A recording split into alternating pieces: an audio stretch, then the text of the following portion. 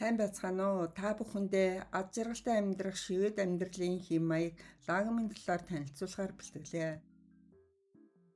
Скандинавын өндөр хөгжилтэй орнуудын нэг Швед нь нэгдсэн үндэсний байгууллагаас жил бүр гаргадаг ад жаргалтай улсуудын жагсаалтанд үргэлж дээгүр бичигдэж нэг хүнд новдох дотоодын нийт бүтээгдэхүүн, хүн амын эрүүл мэнд, наслалт, амьдрах орчин зэрэг үзүүлэлтээрээ дээгүр ордог.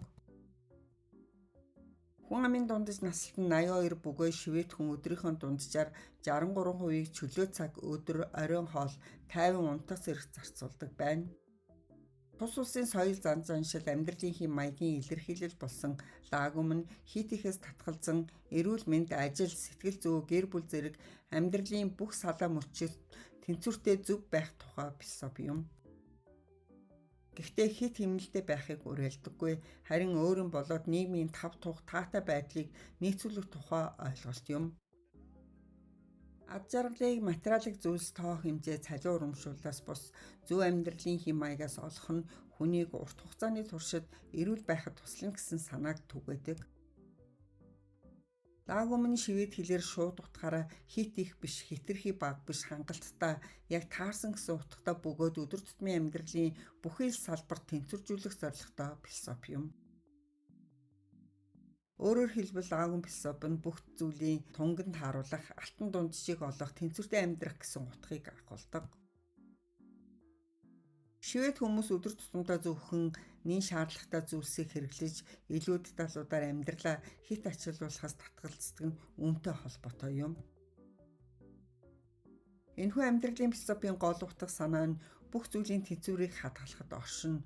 Жишээ нь тэд ажил бай, амралт, ашиг тус ба таашаалын хэм хэмжээг тохируулж чаддаг.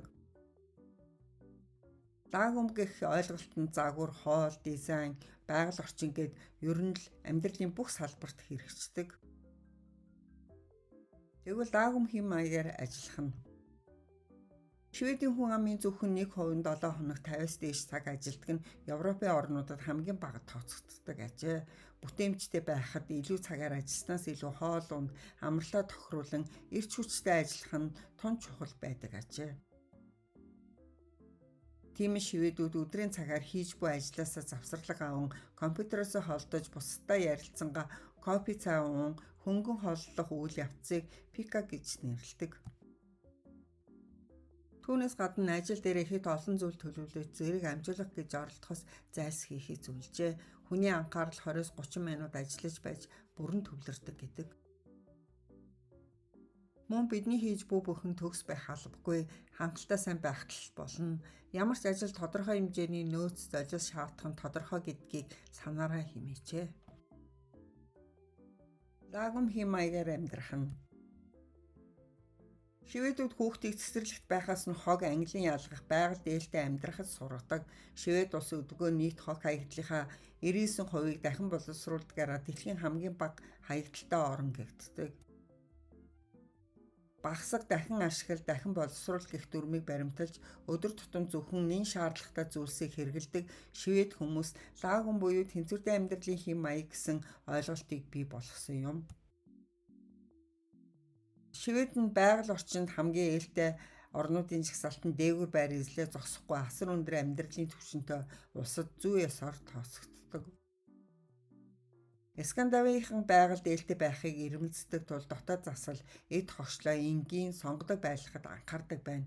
Тийм учраас байгалийн уур амьсгалыг оруулахын тулд ихэвчлэн цагаан, цайвар шар, цайвар цэнхэр өнгө, давам галсан тавилаг эд хэрэгсэл байрлуулдаг ажээ.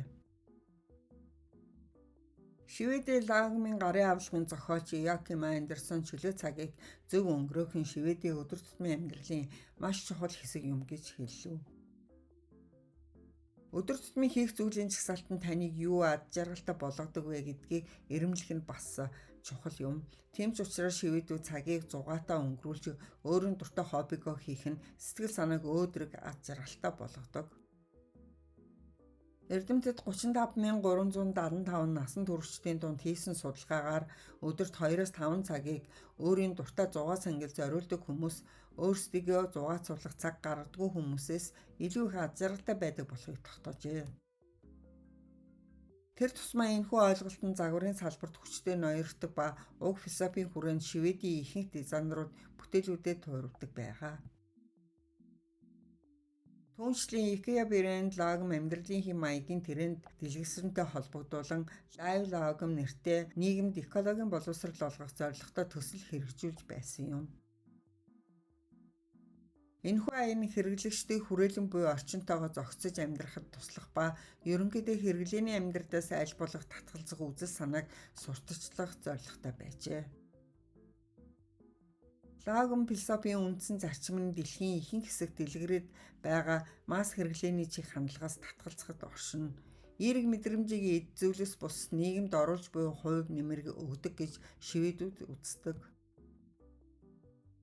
Минимализмыг баримталж бүх зүйлийг мэдрэмжтэй хий. Та гэхдээ ямар ч хэрэгцээгүй ихэд олон бэлэг дурсгалын зөөлс, аксессуар байлгаснаас чанартай загварлаг ганц зүйл байршуулах нь орон зай хэмнээ зогсохгүй таны гоо зүй мэдрэмжийг илтгэж өгнө. Анхаарал сонсон та бүхэндээ баярлалаа.